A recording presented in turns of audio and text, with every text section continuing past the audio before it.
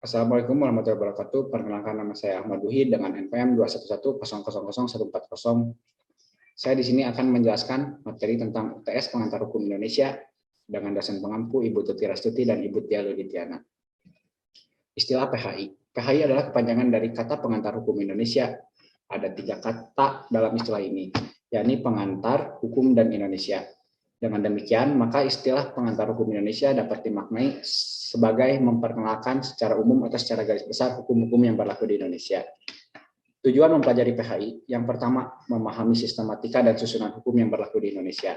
Yang kedua, mengetahui perbuatan apa yang harus diwajibkan, dilarang, serta diperbolehkan menurut hukum yang berlaku di Indonesia.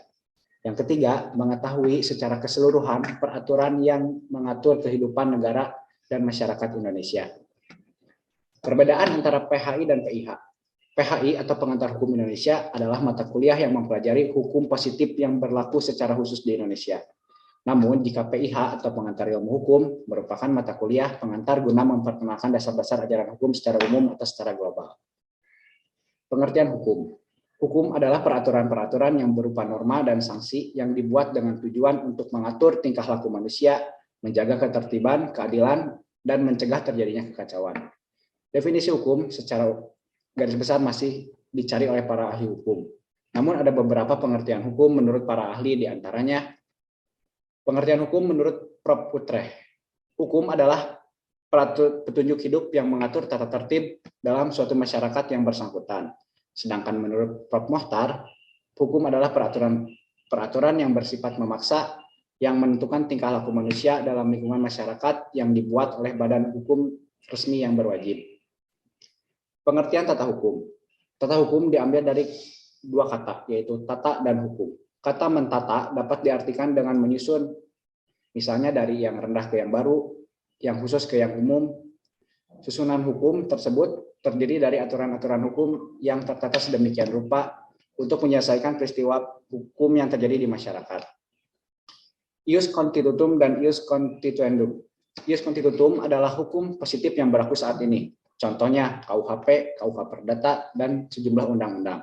Sedangkan ius constituendum adalah hukum yang masih dicita-citakan di masa depan. Contohnya adalah RUU atau rancangan undang-undang. Pengertian sistem hukum.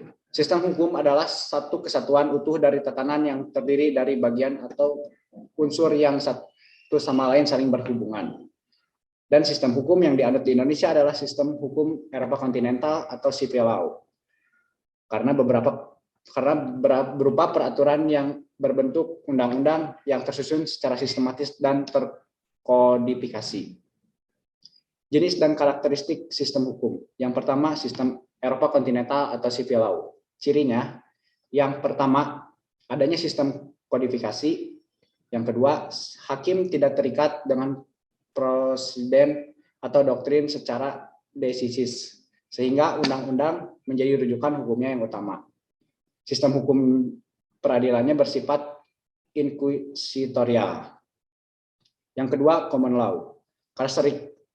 Karakteristiknya yang pertama, jurisprudensi sebagai hukum utama. Yang kedua, dianutnya doktrin starte atau desisis sistem presiden. Adversary system dalam proses peradilan. Pluralisme hukum. Pluralisme hukum dapat didefinisikan sebagai keberadaan mekanik dan mekanisme hukum yang berbeda di setiap masyarakat. Contohnya, hukum adat dan hukum tertulis yang berlaku sebagai hukum negara di Afrika pada masa penjajahan. Pengertian sumber hukum. Sumber hukum yaitu segala sesuatu yang dapat menimbulkan aturan hukum serta tempat ditemukannya aturan hukum. Jika aturan dilanggar, maka akan ada sanksi yang tegas dan nyata bagi pelanggarnya. Contoh sumber hukum yang pertama ada Undang-Undang Dasar 1945, yang kedua ada ketetapan MPR, yang ketiga Undang-Undang atau Perpu, yang keempat peraturan pemerintah atau PP, yang kelima keputusan presiden, yang keenam konvensi, dan yang ketujuh traktat. Jenis dan contoh sumber hukum, yang pertama sumber hukum material, yaitu aturan, norma, atau kaidah yang merupakan sumber dari manusia untuk bersikap dan bertindak, atau pengertian lainnya dari hukum material adalah tempat di mana materi itu diambil. Contohnya adalah hukum pidana, perdata, dan hukum dagang. Sumber hukum formal dapat disebut dengan suatu penerapan dari hukum material. sehingga hukum formal bisa berjalan dan dipatuhi oleh semua objek hukum. Contohnya hukum acara pidana atau KUHP, hukum acara perdata, dan sebagainya. Yang ketiga ada undang-undang.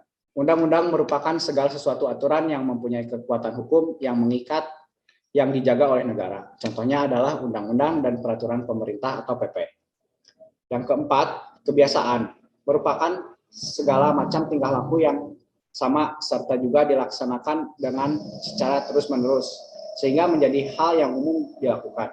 Contohnya adat istiadat atau kebiasaan masyarakat di Bali yang mewajibkan dalam hukum upacara pembakaran mayat bagi orang-orang yang sudah meninggal atau disebut juga dengan sebutan ngaben.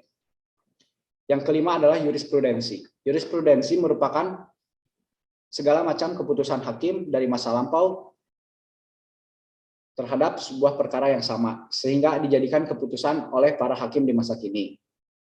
Yang keenam ada traktat.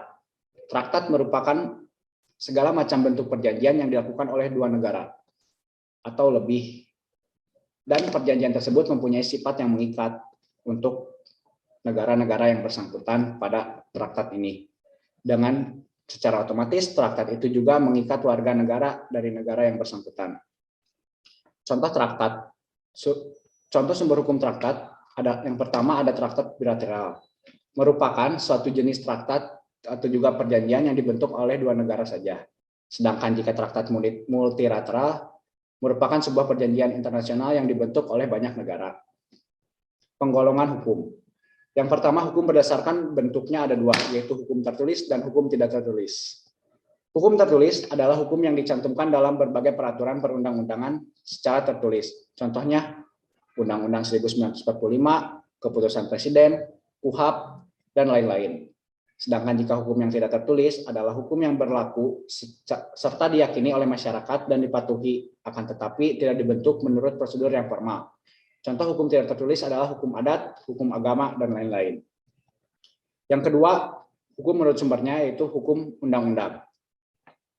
Adalah jenis hukum yang terletak dan tercantum dalam perundang-undangan. Hukum kebiasaan adalah jenis hukum yang berlaku dalam peraturan atau kebiasaan adat yang berlaku. Hukum traktat adalah jenis hukum yang ditetapkan oleh negara-negara melalui sebuah perjanjian antar negara. Yang ketiga ada hukum berdasarkan sifatnya. Hukum yang memaksa atau hukum yang memiliki sifat memaksa dikatakan bersifat memaksa karena hukum dapat memaksa semua lapisan masyarakat agar menaati hukum dan wajib dipatuhi. Mematuhi hukum yang mengatur.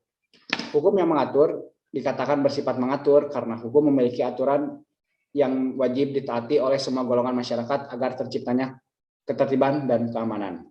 Sekian presentasi dari saya. Terima kasih atas perhatiannya. Wassalamualaikum warahmatullahi wabarakatuh.